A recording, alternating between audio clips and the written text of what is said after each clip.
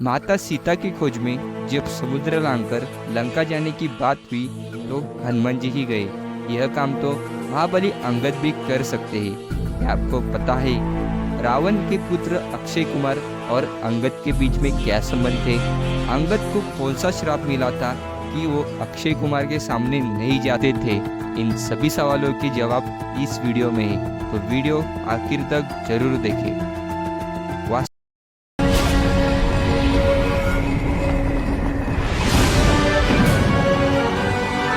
में बाली के पुत्र अंगद और दशानन के पुत्र अक्षय कुमार दोनों एक ही साथ एक ही गुरु से शिक्षा ग्रहण कर रहे थे। अंगद बहुत ही बलशाली थे और महाबली होने की वजह से वह स्वभाव से ही शरारती होते थे। इसलिए शरारती स्वभाव होने की वजह से अंगद अक्सर रावण के पुत्र अक्षय कुमार को करते थे, उनसे झगड़ते थे और एक बार तो उन्होंने उनको मारकर मूर्छित भी किया था। गुरु ने एक दो बार उनको क्षमा भी किया था, लेकिन अंगद अपने शरारते से बाज नहीं आते थे और रोजाना वही अक्षय कुमार को परेशान किए। एक दिन अंगद के गुरुजी ने क्रोध में आकर उनको श्राप दे दिया। श्राप यह था कि अब वो भविष्य में कभी भी अंगद यदि हाथ उठाए तो उसी समय उनकी मृत्यु हो जाएगी।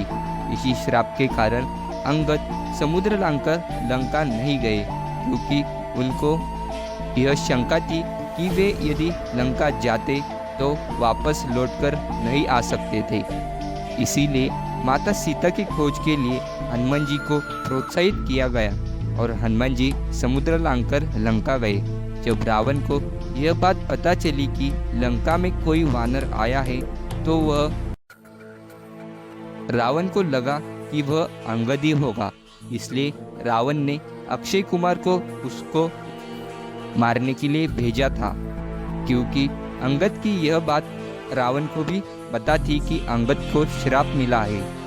लेकिन वह हनुमान जी थे, इसलिए रावण के पुत्र अक्षय कुमार की तब मृत्यु हो चुकी थी। रामायण में यह भी एक बड़ा सवाल है कि जब श्री राम ने बाली को मारा तभी भी अंगद उनकी तरफ से क्यों युद्ध करने के लिए गए थे? जब प्रभु ने अंगद के पिता वानर राज बाली का वध कर दिया तो बाली मरते वक्त अपने पुत्रों को पास बुलाकर उसे ज्ञान की 3 बातें बताई थी। बाली ने कहा कि पहली बात ध्यान रखना, देश काल और परिस्थिति को हमेशा समझ कार्य करना। दूसरी बात यह की थी साथ और कैसे व्यवहार करें, इसका सही निर्णय लेना चाहिए।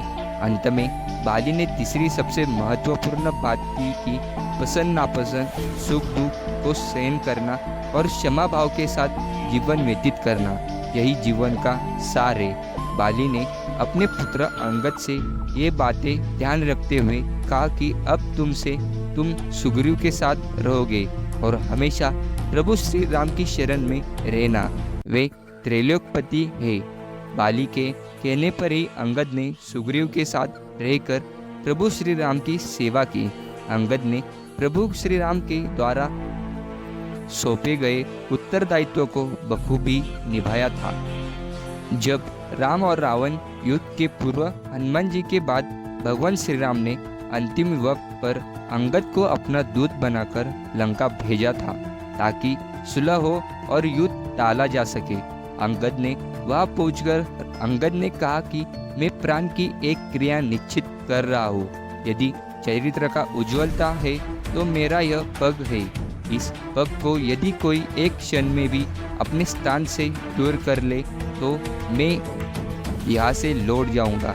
तब अंगद का पैर कोई भी नहीं हिला सका। स्वयं रावण ने भी यह प्रयास किया था, लेकिन वह इसमें नासफल रहा। अंत में जब लंका विजय के बाद श्री राम का अयोध्या में राज्याभिषेक हुआ, इसके बाद सभी कपि नायकों को जब विदा करके भगवान श्री राम अंगद के पास आए, तब अंगद भगवान से बोले, नाथ, मेरे पिता ने मरते समय मुझे आपके चरणों में डाला था।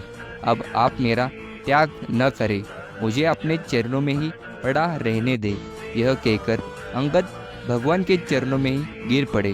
भगवान राम ने उन्हें हृदय से लगाकर अपने निजी वस्त्र तथा आभूषण अंगद को पहनाए और उन्हें समझा बुझाकर किष्किंधा के लिए रवाना किया और फिर अंगद वहाँ के राजा बन गए। तो कैसी लगी आपको ये वीडियो कमेंट सेक्शन में ज़रूर बताएं। आपने हमारे चैनल को सब्सक्राइब नहीं किया तो जल्दी से जल्दी सब्सक्राइब करें। मिलते हैं आपसे इसी अगले वीडियो में, तब तक के लिए धन्यवाद।